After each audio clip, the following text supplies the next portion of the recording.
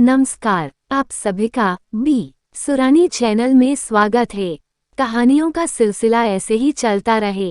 Like करें, share करें, subscribe करें। आइए हम आपको ऐसी कुछ कहानियाँ दिखाते हैं जो आपके जीवन को नई दिशा प्रदान करेगी और आपकी सफलता का माध्यम बनेगी। ऐसी कई प्रेरणादायक कहानियों में से दो कहानियाँ आज आप सभी को मैं सुनाऊंगी। पंचतंत्र की कहानियाँ। बच्चों के कोमल मन में बातों को गहराई तक पहुंचाने का तरीका कहानियों से बेहतर और क्या हो सकता है। खासकर पंचतंत्र की कहानियाँ जिसमें बेहतर सीख, संस्कार व जीवन में अच्छी चीजों की ओर बढ़ने की प्रेरणा मौजूद होती है। 5 भागों में बंटी पंचतंत्र की कहानियाँ ही हैं जो दोस्ती की अहमियत, व्यावहारिकता व नेतृत्व जैसी अहम बातों को सरल और आसान शब्दों में बच्चों तक पहुंचाकर उन पर गहरी छाप छोड़ जाती हैं।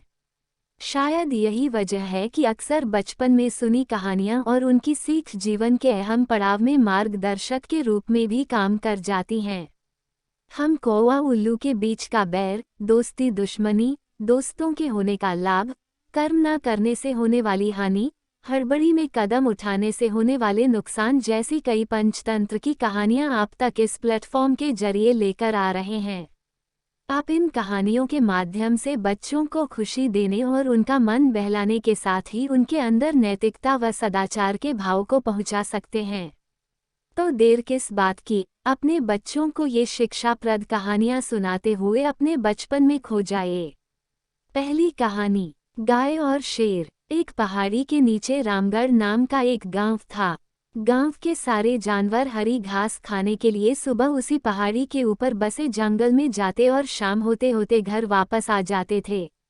हर दिन की तरह लक्ष्मी नाम की एक गाय अन्य गायों के साथ उसी पहाड़ी के जंगल में घास खाने के लिए गई थी। वो हरी घास खाने में इतनी ज्यादा प्रसन्न थी कि वह कब एक शेर की गुफा के पास पहुंच गई, उसे पता भी नहीं चला। शेर अपनी गुफा में सो रहा था और वह पिछले 2 दिनों से भूखा भी था। जैसे ही लक्ष्मी शेर की गुफा के पास पहुंची, गाय की खुशबू से शेर की नींद खुल गई। वह शेर धीरे धीरे गुफा से बाहर आया और गुफा के बाहर गाय देखकर खुश हो गया। शेर ने मन ही मन सोचा कि आज उसकी 2 दिनों की भूख मिट जाएगी। वह इस तंदुरुस्त गाय का ताज़ा मांस खाएगा और यह सोचकर उसने एक तेज दहाड़ लगाई। लक्ष्मी शेर की दहाड़ सुनकर डर जाती है। जब वह अपने आसपास देखती है तो वहां दूर दूर तक उसको कोई भी दूसरी गाय नहीं दिखी। जब वह हिम्मत करके पीछे मुड़ी तो उसे सामने शेर खड़ा हुआ दिखाई दिया। उस शेर ने लक्ष्मी को देखकर फिर से दहाड़ लगाई है और लक्ष्मी से कहा, मुझे 2 दिनों से कोई शिकार नहीं मिल रहा था, मैं भूखा था। शायद इसलिए भगवान ने मेरा पेट भरने के लिए तुझे मेरे यहाँ पर भेजा है। आज मैं तुझे खाकर अपनी भूख मिटा लूंगा। शेर की बात सुनकर लक्ष्मी डर जाती है। वह रोते हुए शेर से कहती है, मुझे जाने दो, मुझे मत खाओ। मेरा एक छोटा बच्चा है जो अभी सिर्फ मेरा ही दूध पीता है और उसे घास खाना अभी तक नहीं आया है। लक्ष्मी की बात सुनकर शेर हंसते हुए कहता है, तो क्या मैं अपने हाथ में आए शिकार को ऐसे ही जाने दूं? मैं तो आज तुझे खाकर अपनी 2 दिनों की भूख मिटाऊंगा। शेर के ऐसा कहने पर लक्ष्मी उसके सामने रोने लगी और विनती करते हुए कहती है कि आज मुझे जाने दो। मैं आज अपने बछड़े को आखिरी बार दूध पिला दूंगी और उसे बहुत सारा प्यारा करके कल सुबह होते ही तुम्हारे पास आ जाऊंगी।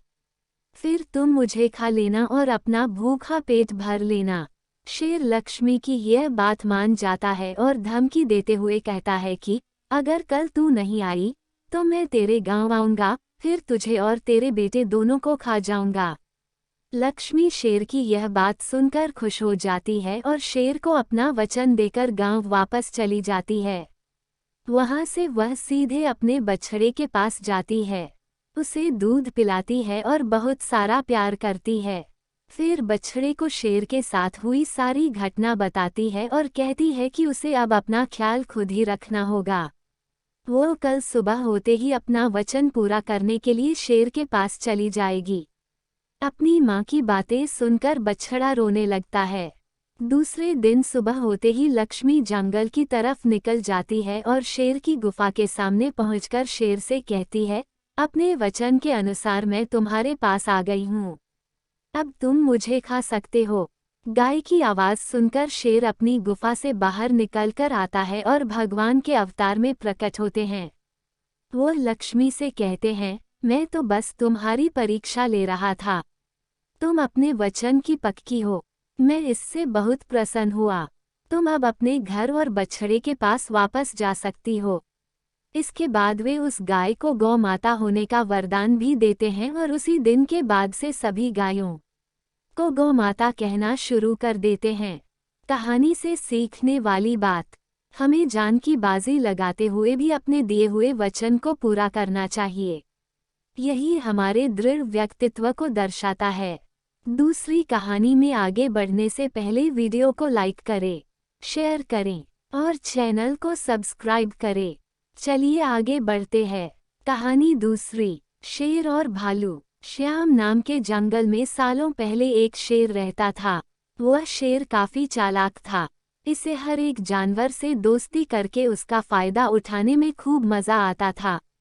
शेर सबसे अपना काम करवाने के बाद दूसरों को जरूरत पड़ने पर पीठ दिखा देता था। जंगल में सभी को पता चल चुका था कि शेर सबसे दोस्ती करके अपना मतलब निकालता है और फिर दूसरों की मदद नहीं करता। अब सभी लोग उस शेर से दूर रहने लगे। जंगल में दोस्तों की तलाश में घूमते घूमते बहुत समय बीत गया, लेकिन शेर को कोई नहीं मिला। एक दिन वो जब अपनी गुफा में जा रहा था तो उसने देखा कि एक बूढ़ा भालू भी उसकी गुफा के पास घर बनाकर रह रहा था। उसके मन में हुआ कि इस बार भालू से दोस्ती करके इसका फायदा उठाने में बड़ा मजा आएगा। रोज शेर यही सोचता था कि किसी तरह भालू से बात हो जाए। 2-3 दिन बीत गए, लेकिन उसे भालू से बात करने का कोई बहाना नहीं मिला। एक दिन उसने देखा कि भालू तो बूढ़ा है। उसके मन में हुआ कि यह बूढ़ा भालू मेरे क्या काम आएगा। इससे दोस्ती करने का कोई फायदा नहीं है। एक दिन शेर ने भालू को चिड़िया से बात करते हुए सुना। चिड़िया भालू से पूछ रही थी, आप इतने बूढ़े हो गए हो तो अपने लिए खाना कैसे जुटाते हो? भालू ने चिड़िया को बताया, पहले तो मैं मछली पकड़कर खा लेता था, लेकिन अब मैं ऐसा नहीं कर पाता। इसका मतलब यह नहीं है कि मैं भूखा रहता हूँ। मैं अब शहद खाता हूँ। उसका स्वाद बहुत अच्छा है। इसके लिए मुझे अंदर घने जंगल में जाना होता है और मधुमक्खियों से शहद लेकर आना पड़ता है। ये सारी बातें सुनने के बाद शेर के मन में हुआ कि मैंने भी कभी शहद नहीं चखा है। अब इस भालू से दोस्ती करके मैं शहद का स्वाद चख सकता हूँ। इसी सोच के साथ शेर ने एक योजना बनाई। उस योजना के तहत शेर भालू के पास गया और कहने लगा, आपने मुझे पहचाना। आप जब जवान थे तो आपने मुझे एक दिन कुछ मछलियां तालाब से निकालकर खिलाई थीं। आपने मेरी इस तरह बहुत बार मदद की है। मैं हर बार खो जाता था और आपसे ही टकराता था। भालू को कुछ याद नहीं आ रहा था। उसने सोचा कि इतने सालों पुरानी बात है, हो सकता है कि कभी इसकी मैंने मदद की हो। भालू सोच ही रहा था कि तब तक शेर ने कहा, अच्छा, मैं चलता हूँ। कभी कोई जरूरत हो तो मुझे याद करना। इतना कहकर शेर अपनी गुफा की ओर चला गया। भालू भी अपने घर चला गया, लेकिन उसके दिमाग में शेर की बातें घूम रही थीं। उसने सोचा, चलो, कोई तो है जिससे बातें कर सकता हूँ। अगले दिन शेर ने भालू से बातचीत शुरू करी। इसी तरह शेर धीरे धीरे भालू से दोस्ती करने लगा। एक दिन शेर ने भालू को अपने घर खाने पर बुलाया। इधर भालू खाने का निमंत्रण मिलने से बड़ा खुश था। उधर शेर ने सोच लिया था कि किसी तरह से वो भालू को रात को खाना खाने नहीं देगा। उसके मन में था कि मैं अपना खाना किसी को क्यों खाने दूं। मैं एक ही थाली में खाना लगाऊंगा और उसे जल्दी खत्म कर दूंगा। रात के समय जब भालू आया तो शेर ने ऐसा ही किया। वो एक थाली में खाना लेकर आया। दोनों साथ में खाने के लिए बैठे। भालू बूढ़ा था तो वो आराम से खाना शुरू करने लगा। तभी शेर ने तेजी से खाना शुरू किया और कुछ ही समय में खाना खत्म कर दिया।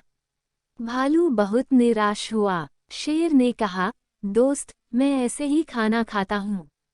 दुखी मन से भालू वापस अपने घर आ गया। अगले दिन चिड़िया ने भालू से पूछा, क्या हुआ, तुम इतने दुखी क्यों हो? भालू ने रात को शेर के घर में हुई सारी बातें बता दी। चिड़िया ने हंसते हुए पूछा, तुम्हें नहीं पता शेर कैसा है? वो हमेशा सबसे दोस्ती करता है और फिर उनका फायदा उठाकर चला जाता है। वो कभी किसी की मदद नहीं करता। अब तुम्हें किसी तरकीब से उसे सबक सिखाना चाहिए। इतना कहकर चिड़िया वहां से उड़ गई। भालू ने भी ठान ली कि वो अब शेर को सबक जरूर सिखाएगा। इसी सोच के साथ भालू एक बार फिर शेर की गुफा में गया। उसने बिल्कुल सामान्य तरीके से उससे बात की। उसने शेर को लगने ही नहीं दिया कि उसे रात की बात का बुरा लगा है। दोनों बातें करने लगे। बातों ही बातों में शेर ने भालू से पूछा, दोस्त, तुम अपना रोज का खाना कहाँ से लाते हो? भालू ने शेर को शहद के बारे में बता दिया। शेर ने शहद का नाम सुनते ही कहा, दोस्त, तुमने तो आज तक मुझे शहद चखाया ही नहीं। ये बात सुनते ही भालू के मन में हुआ कि अब शेर को सबक सिखाने का मौका मिल गया है। उसने कहा, तुम्हें शहद खाना है? इतनी सी बात, तुम रात को मेरे घर खाने पर आ जाना, मैं तुम्हें शहद खिला दूंगा। शेर बड़ा खुश हुआ। वो रात होने का बेताबी से इंतजार करने लगा। रात होते ही शेर तेजी से भालू की गुफा की तरफ बढ़ा। शेर के आते ही भालू ने उसका स्वागत किया और बैठने के लिए कहा। उसके बाद भालू ने अपने घर का दरवाज़ा बंद कर दिया। शेर ने पूछा, तुम दरवाज़ा क्यों बंद कर रहे हो?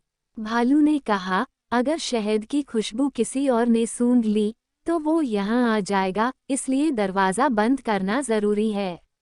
अब भालू ने मधुमक्खी का एक छत्ता लाकर शेर के सामने रख दिया और कहा, इसी के अंदर शहद है।